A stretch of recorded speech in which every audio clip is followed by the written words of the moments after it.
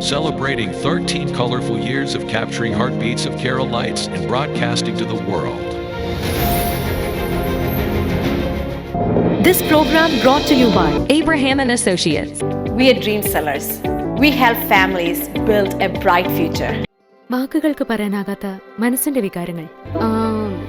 I love myself. മനസ്സിലെ രഹസ്യങ്ങൾ താനേ തുറക്കും. അത് ഡയമണ്ട് പറയുമ്പോൾ മലബാറിലേക്ക് വരും. Faith Holidays, America's finest tour operator.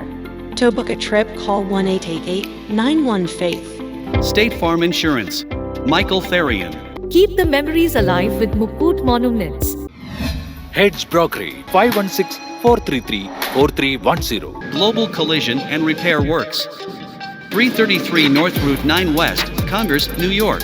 Media App USA. Download Media App USA now on any of the streaming devices. പ്രവാസി ചാനൽ ഡെയിലി ന്യൂസ് ബുള്ളറ്റിനിലേക്ക് എല്ലാ പ്രേക്ഷകർക്കും സ്വാഗതം. പ്രവാസി ചാനൽ ഇപ്പോൾ എല്ലാ സ്ട്രീമിംഗ് ഡിവൈസുകളിലും ലഭ്യമാണ്. Download media app USA on any of your streaming device or any smart television.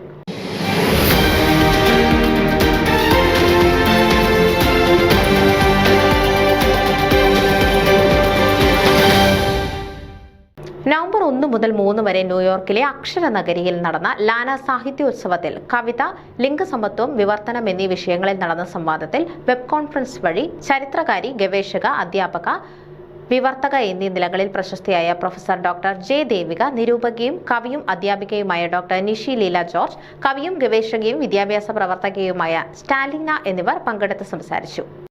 Doctor ദേവികയുടെ പ്രസംഗം വളരെ ശ്രദ്ധേയമായിരുന്നു.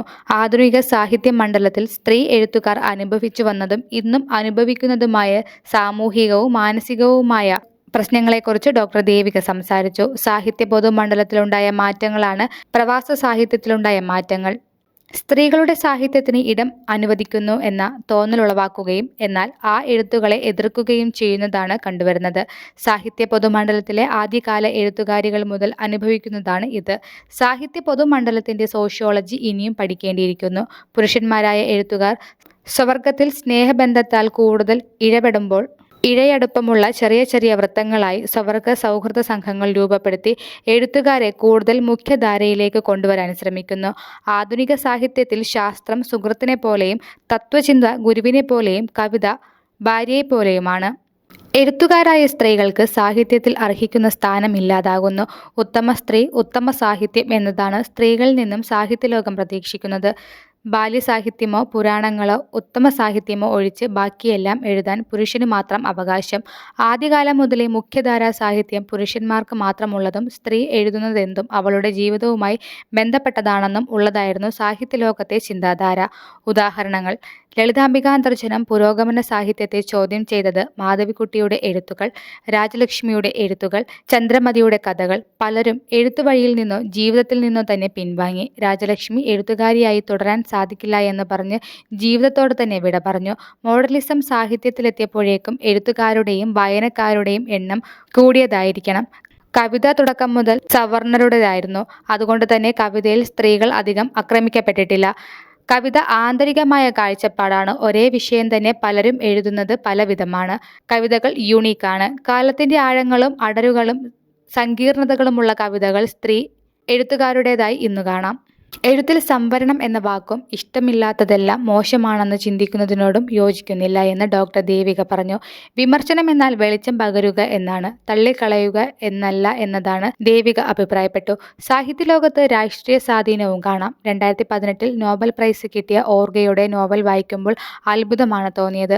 ദ്വീപിലേക്ക് യാത്ര പോകുന്ന ഒരു കുടുംബത്തിന്റെ കഥയാണ്. ആ ദ്വീപ് ആധുനിക മനുഷ്യന്റെ മനസ്സായിട്ടാണ് കാണിച്ചിരിക്കുന്നത്. 2000 മുതലുള്ള എഴുത്തുകളിൽ രാഷ്ട്രീയം കാണാം. ആധുനികം, ഉത്തരാധുനികം, മോഡലിസം, പോസ്റ്റ് മോഡലിസം എല്ലാം സാഹിത്യത്തിന്റെ ഭാഷയിലും സാഹിത്യത്തിലും വന്ന മാറ്റങ്ങളാണ്. ഓരോ മനുഷ്യന്റെ ഉള്ളിലും ഒരു താളബോധമുണ്ട്. ആ താളബോധം അവൻ ജീവിക്കുന്ന പരിസരത്ത് നിന്നും ആർജിക്കുന്നതാണ്. അവൻ ജീവിക്കുന്ന ചുറ്റുപാട്, പാരമ്പര്യം ഇതെല്ലാം അവന്റെ എഴുത്തിനെ സ്വാധീനിക്കും. ഓരോരുത്തരുടെയും എഴുത്തിന്റെ ഭാഷ രൂപപ്പെടുന്നത് അവന്റെ സംസ്കാരത്തിൽ നിന്നാണ്. ഓരോരുത്തർക്കും ഒരു താളമുണ്ട്. ചിലർ ആ താളക്രമം തെറ്റിച്ച് താൻ ജീവിച്ച, പരിചയിച്ച, താൻ മാത്രം അനുഭവിച്ച ഒരു പുതിയ താളം ഉണ്ടാക്കിയെടുക്കുന്നു. അങ്ങനെ ഒരാളാണ് ദസ്തവേസ്കി. പുസ്തക വായനയിൽ ഏകാന്ത തീരത്തെത്തി നിൽക്കുമ്പോൾ അനുഭവിക്കുന്ന ഒരാഹ്ലാദമുണ്ട്.